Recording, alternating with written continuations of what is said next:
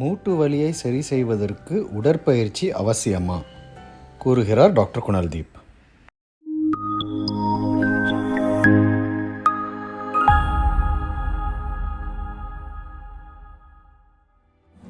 Hi once again.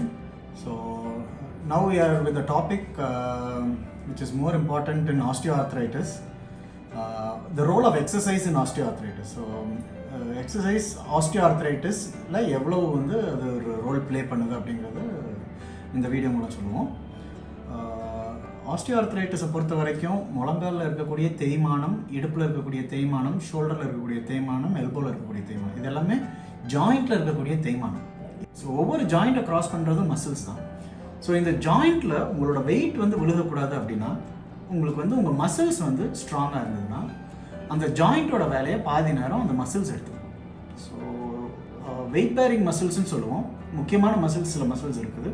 அந்த muscles எல்லாம் நீங்கள் ஸ்ட்ரென்தன் பண்ணி ஓரளவுக்கு ஒரு ஸ்ட்ரென்த்தில் நீங்கள் ஒரு வச்சுக்கிட்டிங்கன்னா உங்களோட பாடி வெயிட்டை அந்த மசில்ஸே டேக் ஓவர் பண்ணும்போது ஃபுல் பாடி வெயிட்டும் அந்த ஜாயிண்ட்டில் விழுகாது.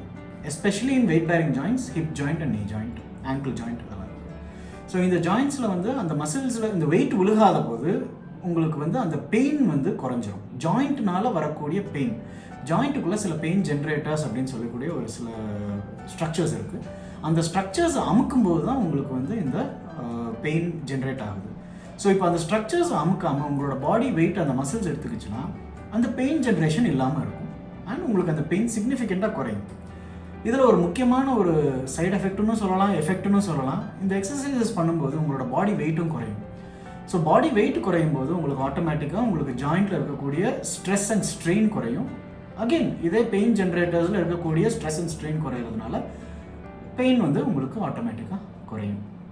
Exercise is a part and parcel of rehabilitation during joint pains, especially osteoarthritis.